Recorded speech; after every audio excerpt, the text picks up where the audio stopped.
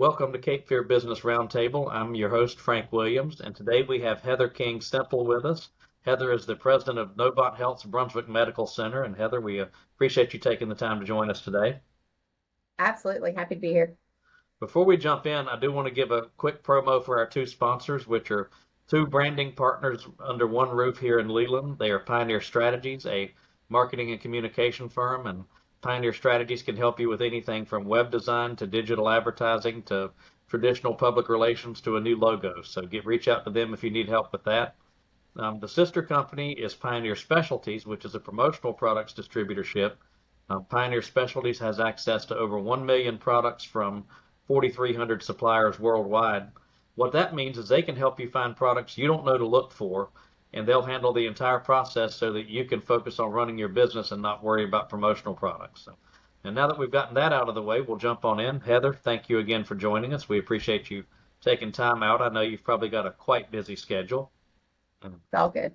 But obviously, we're in a fast growing area, and this area has seen a lot of new people moving in. So tell us a little bit about you, and are you originally from here? And if not, how did you wind up in this part of North Carolina? Absolutely. So again, Heather King Semple. I have been in Brunswick County for about 2.5 years, actually almost 3 years now. So I future state look to see Brunswick County being, my forever home. But when my children were young, we used to come to Oak Island and vacation here. So they're now in their early 20s. And so for me, it's been exciting coming back to this area as a resident and seeing the true growth that we have.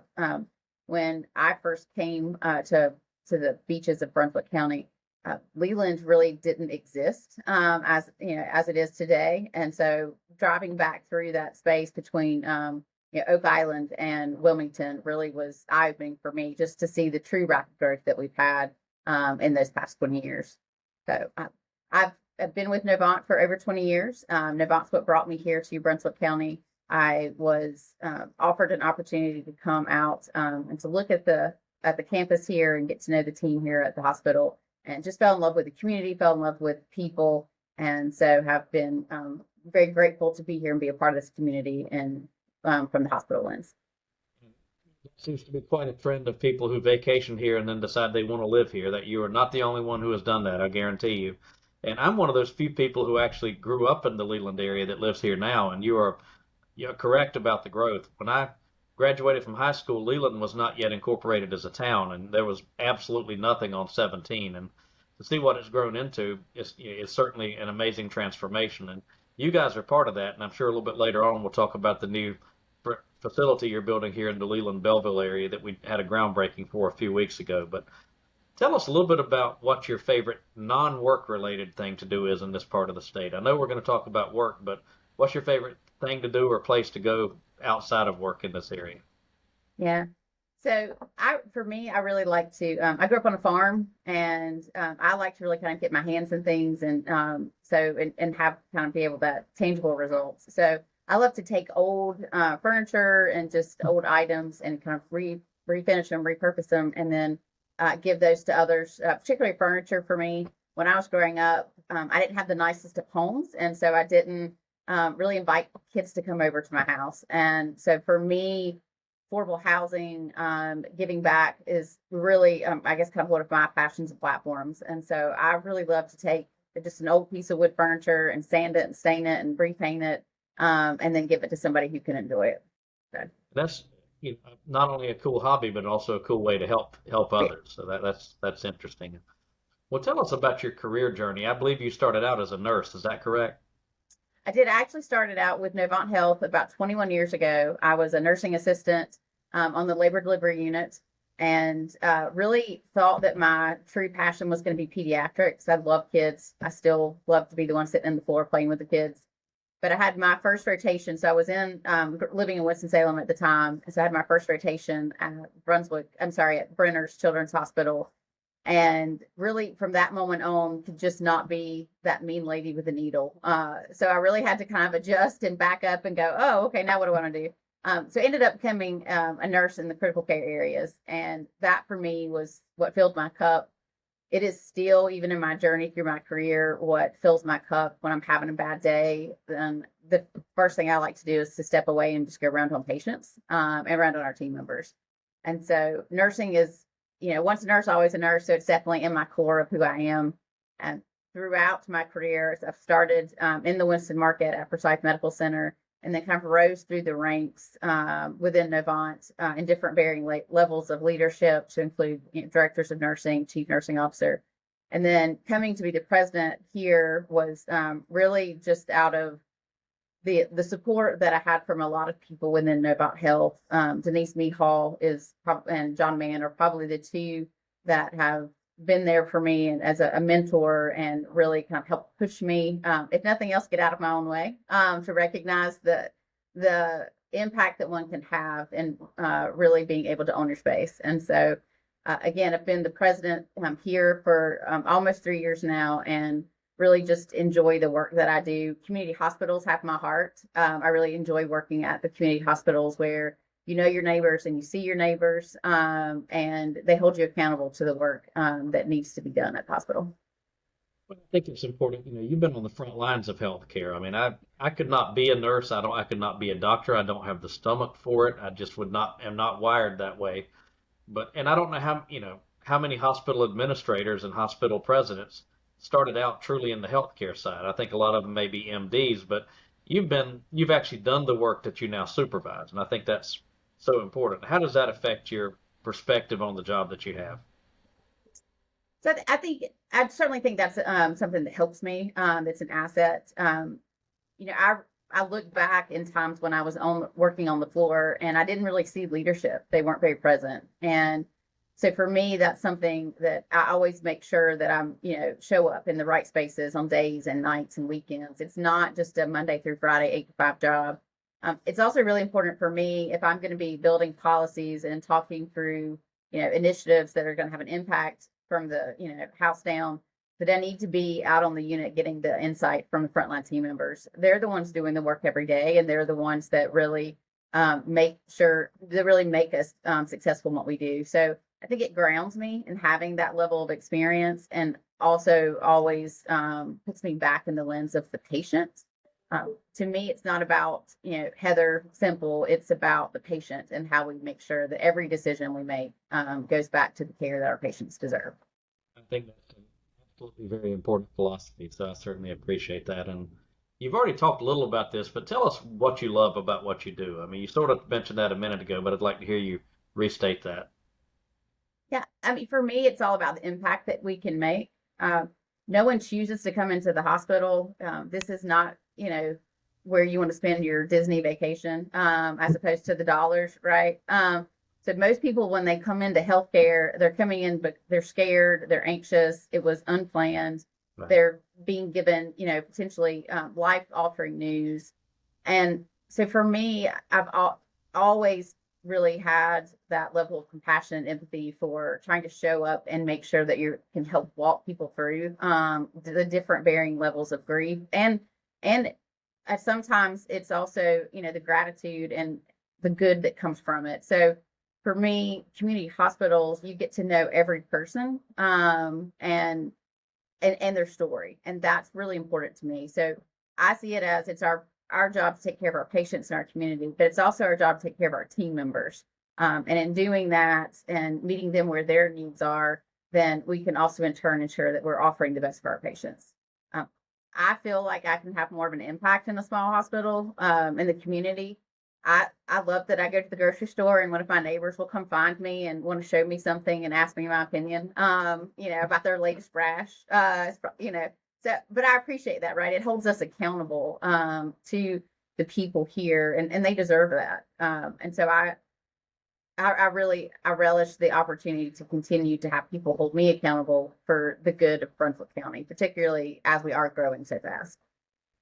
Well, to talking more about Novant and about Brunswick Novant, tell us a little bit about what types of medical services are offered there. Obviously, we've got Novant New Hanover as well, but tell us about what's offered at Brunswick and what you see on the horizon here in Brunswick County.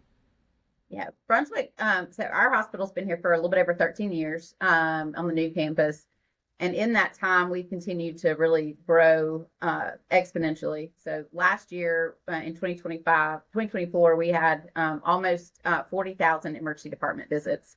Wow. 3 years prior, we were seeing about 20,000. So we've more than doubled the number of patients coming into our ED just in the course of the last 3 years.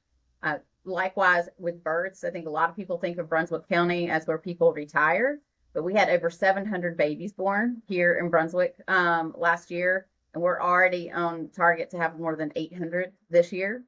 And we look at that along with, we had over 100,000 radiology visits last year. And so for us, it's looking at what makes sense for us to grow slow, to go fast. We want to be able to offer as much as we can from a level of acuity without patients having to go across the bridge. So we have full service imaging. We have MRI, ultrasound, CT, X-ray.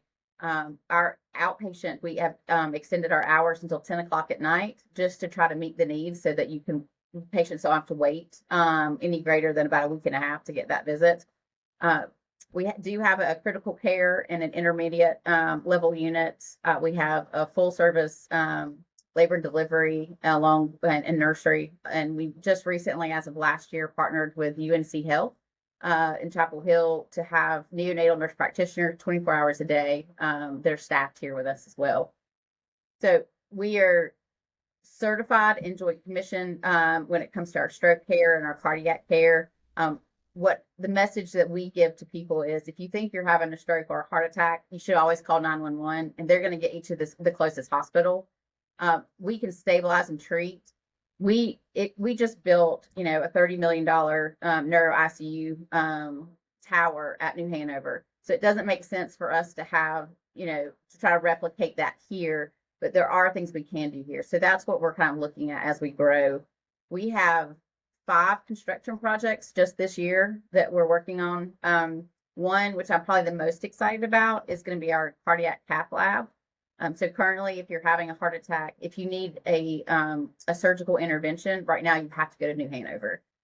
So we will break ground in the next 2 months on our cath lab, and hopefully in 2026 we'll have it's a 2-room lab, and also will have be able to do different procedures, outpatient procedures as well. So that's going to have probably the biggest impact for our patient population here. Will that be on your main campus? Will that be it'll on be your here on the main main campus? Okay. Yep, it'll be on the main campus. We also have, in talking about our ED, where we've had, over 40,000 visits, and we only have 24 rooms in our emergency department. And most often, half of those rooms are filled with behavioral health patients or patients that are awaiting placement, that their loved ones aren't able to bring them back home for one reason or another. And so we are actually breaking ground this year as well for the main campus on an ED expansion that will have its own secured unit for our behavioral health patients. But what I love about that is that each room for those patients is going to have a window. It's going to have access to natural light. It will be it's in a quiet space. If you can imagine coming to the ED because you're having some type of hardship mentally, then we put you in an emergency department where there's always alarms, the lights are always on, it's always loud. It's not a very therapeutic environment. So excited to be able to bring that forward to those patients who desperately need it here in Brunswick County. People don't understand how much of our emergency rooms are taken up by behavioral health patients, and they wonder why they have to wait, but that's because a lot of times those folks don't have anywhere else to go. It's very true, and we're seeing on any given day there's a third to almost a half of our ED rooms are taken up with those patients. So it does become a challenge. It's a national challenge.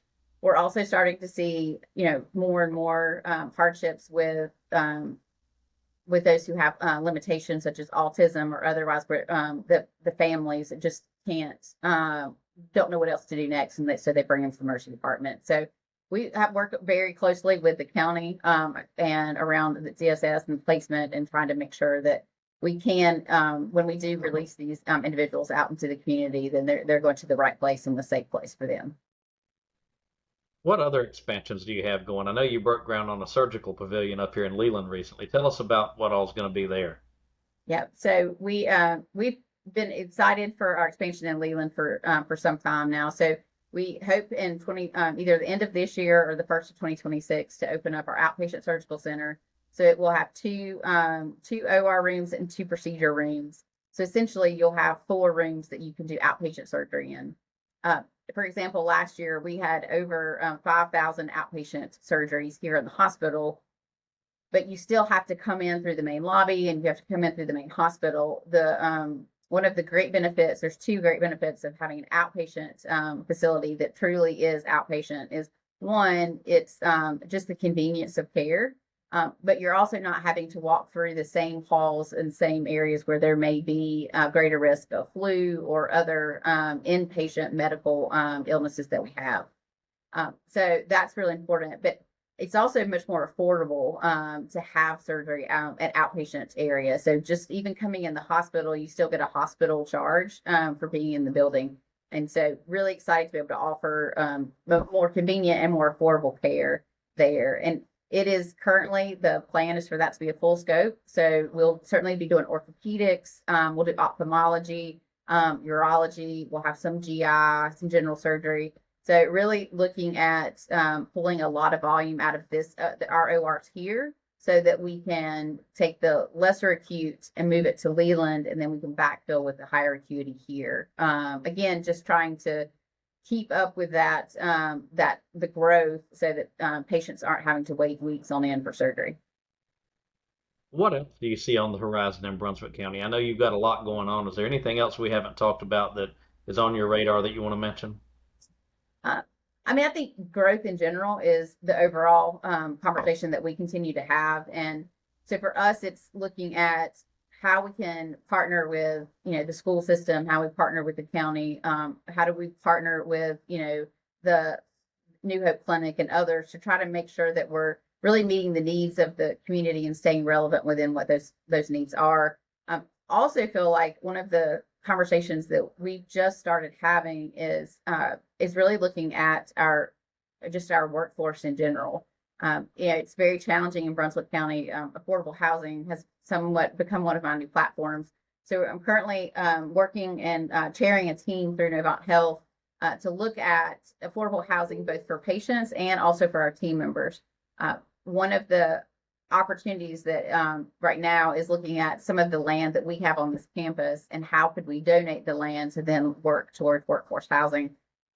We talk a lot about nursing, you talk a lot about the doctors, and everyone expects for the doctor to cure you, or they expect nurses to be like Florence Nightingale, but we couldn't do what we do without having our EVS workers, our cafe workers, phlebotomy, respiratory. There's a lot of people that keep truly keep the lights on and help us ensure that we can do what we need to do. And those are also the frontline team members that are starting at a minimum wage of $17 an hour. So we've got to help our team to be able to be here to take care of our patients. Housing could be a whole different podcast, Yeah, but what I'll say that, and I certainly read the real estate stats every month, and the demand consistently outstrips the supply. And when that happens, the price absolutely. always goes up. I mean, that's just simple market economics. So it's good that you're looking at that because, if people want health care, those healthcare workers have to have somewhere to live. And they're not going to be able to be effective in their job if they're having to drive an hour home every night. They're going to be worn out and tired, or probably find somewhere closer to home to work. Absolutely. I think one of the changes that I've seen in healthcare over the last 10 years has really been a focus in wellness and health, not just what will help you when you're sick, but how can Right. we continue you in your wellness journey. So we've been doing a lot of work in that space. And in the last year, I've seen us also turn that work into a lot of concept and focus on our team members as well. 'Cause to your point, we've got to make sure our team members are in a place where they can, step in and continue to care for others as well. And so they need to know that they're cared for. Is there anything else you want to share about what you guys are working on before we start to wrap this up? Yeah. I mean, I think with all things, we're just continuing to work on recruitment. I have 2 new OBGYN providers that are going to be starting with us this fall. Continuing to look at, we have a GI doctor. We have several primary care, pulmonary. When I'm in the community, I think the one thing I hear the most is the access to primary care. And one of our limitations is continues to be recruitment and to get the positions here, but also it's just space and availability. We got a clinic that we spent about $400,000 in last year just to expand and give them 8 additional rooms, and now they're already full. And so as we continue to focus on Brunswick County, it's really the growth and where we put our dollars is going to be what makes the most sense. So we're looking at in Leland, actually, another new medical office building. We're looking at moving our pediatrics program here in Brunswick County to a new site that's easier access. Currently, you have to take an elevator, and it's a very small space. So just continuing to have those conversations and ensuring that as the volume grows here in the county, that we can try to keep up with that as well. Well, moving on to some just more personal lessons. Obviously, you've Sure. been through a lot of growth in your own career. What have you learned that you wish you had known when you started out? Oh. Um, so this one might be a hard one. So for me, I have a twin brother, but I always felt like the oldest. I guess technically I was by a few minutes, but I had that really type A. I always had to know everything, do everything, and be right, and do things well. I'm still highly competitive, but it took me a long time to realize that failure is a teachable moment in itself, and if you fail at something, that doesn't mean that you have failed personally, right? And so taking failure, learning that your mistakes aren't necessarily a setback, but it's a learning experience. And so how you continue to improve and how you grow from that is really the gift. The same with feedback. If everyone tells you how great you are every day, then you're not going to learn from that. So feedback is a gift if someone does it constructively and can help you along the way. So making sure that you're asking for feedback, making sure you're getting all the voices in the room when you're bringing up a topic or a new initiative. But it's taken me a long time to really, I guess, to be okay with not being okay in all things. But my children are 21 and 23, and I see them repeating that, where there's this thought that you have to go to a 4-year school and you have to, you've got to have this trajectory check off these boxes. And so I wish they could learn it now as well. But, for me, my career has been very different than most. I worked when I first graduated high school. College was not an option for me due to finances. When I did go back to college, I was married, had 2 small kids. My son was 6 weeks old, and I went to community college. And I think I would love to see more people embracing community college. It was the right path for me, and it's the right path for a lot of people.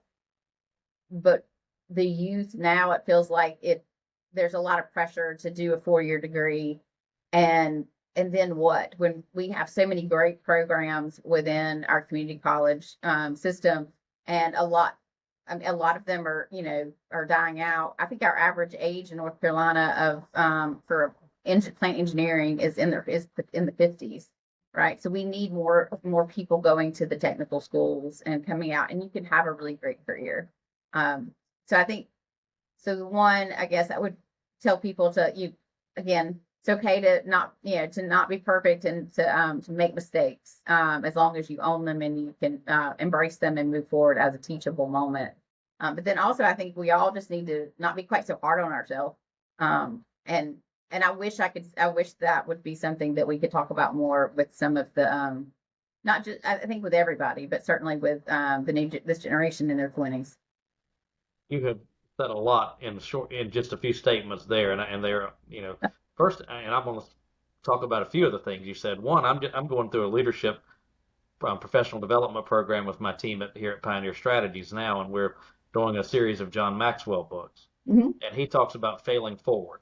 That's Yep. his term, and I don't know if it was him or someone else. They said failure is an event, not a person.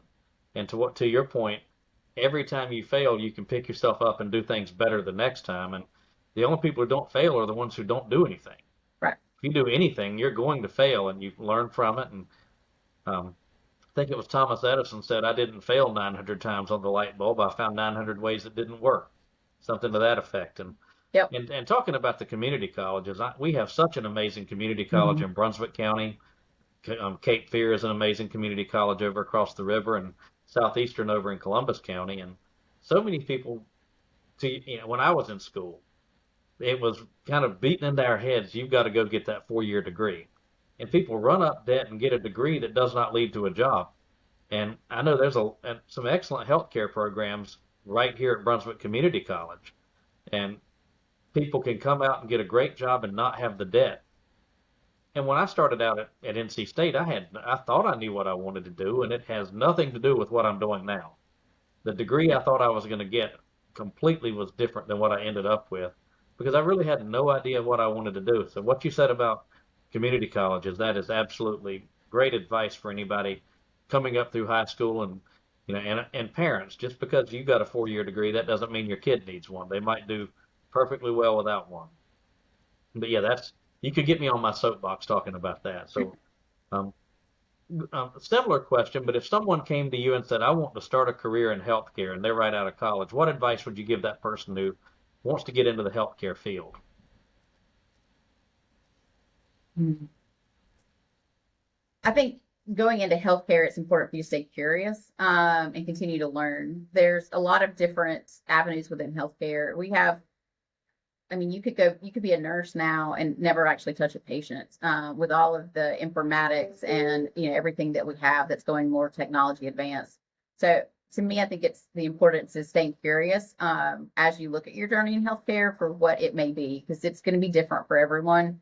Um, there are a lot of great programs that are at community college level when it comes to radiology is, I mean, you can help just basically you just help take pictures and position, right? But you could be that one person that finds that someone's having a stroke and help have that immediate intervention, right? So you can have that impact there.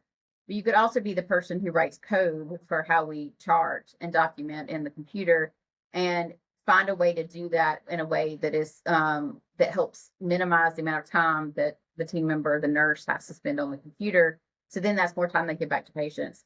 So I think to me, there are so many other avenues going into healthcare other than what people look at as far as, nursing, physician, respiratory. So to me, I think it's you stay curious and keep asking the questions. And anyone, I've offered this with Dr. Smith at Brunswick Community College.